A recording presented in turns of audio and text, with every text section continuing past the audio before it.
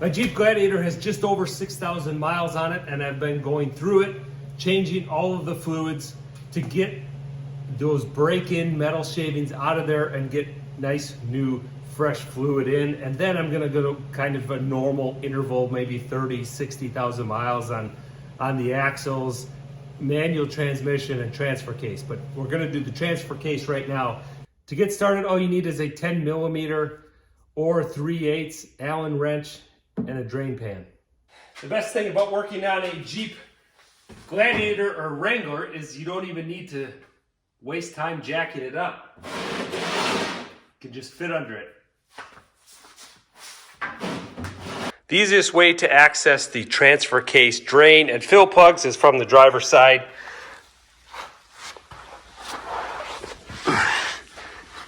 And we can see here, the back of our transfer case, we have our drain plug here and our fill plug right here. Fortunately, we've got a skid plate directly below it, but there's some holes in it.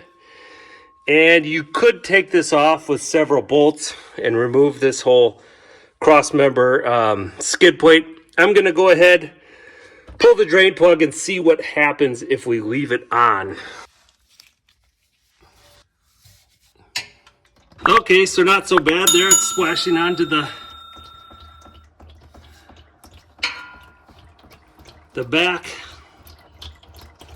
And my pan is just big enough to catch it all. So either I'm lucky or the engineers at Jeep designed the skid plate to be about the width of an average drain pan. Anyway, not as messy as I thought it might be.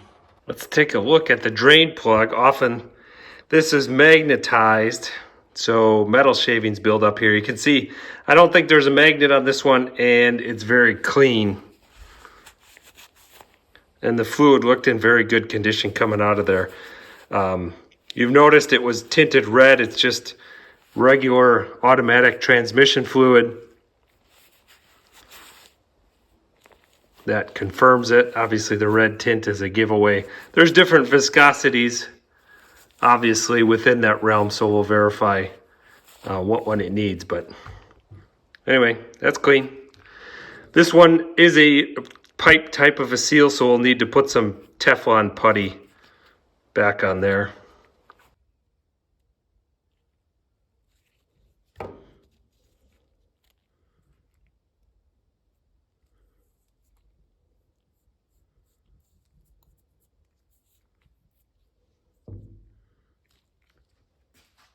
Now let's pull out our fill plug while we're waiting for the rest of it to drain, especially all the fluid on that skid plate.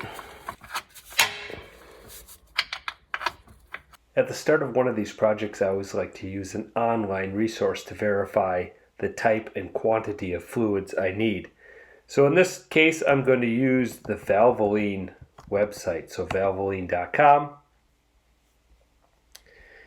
And we can go scroll down here, do it yourself, view Valvoline products, and then scroll down again, choose the right product. There we have consumers, check vehicle fit. I wish this was a little bit easier to get into, but once you're to this spot, it's a great resource. So we're a passenger vehicle. We'll go down to Jeep. We'll go to Jeep. Find Gladiator, put our mileage in, put the year. We've got the 3.6 liter. Now we click on Find My Product, and this takes a while to load, but once it's up, the first thing it'll come up with is the engine oil, which we're not doing right now, but if we scroll down, we get to the good stuff. We've got our differentials, transfer case, transmission. So of course we're doing the transfer case, so we can click on that. And it shows us the ATF+4, and it goes into more detail about this. Fiat Chrysler owns the rights to the specification ATF+4, so that makes sense.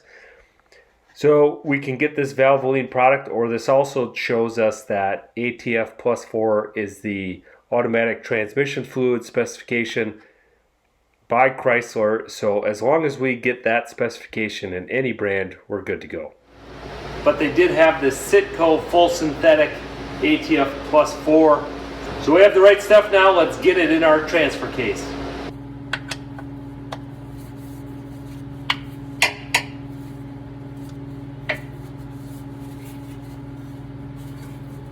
Now we have to get our ATF in our transfer case.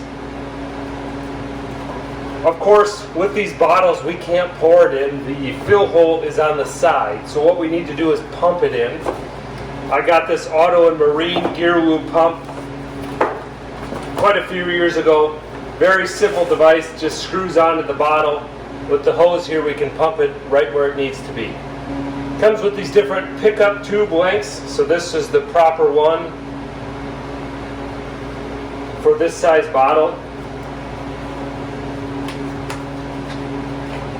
All we have to do is open it up,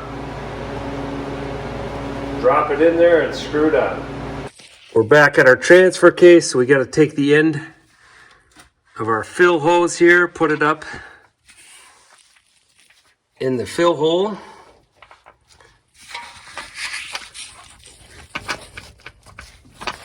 Hold that in place and pump our fluid in.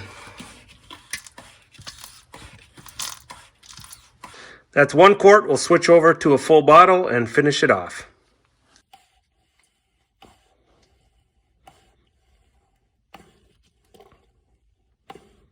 All right, we've reached our fill level. It's dripping out a little bit, so we'll let that drizzle out onto that rag until it stops, and then we'll put our fill plug back in, and we are done. Okay, it's just dripping out, so we're gonna go ahead and put the fill plug back in.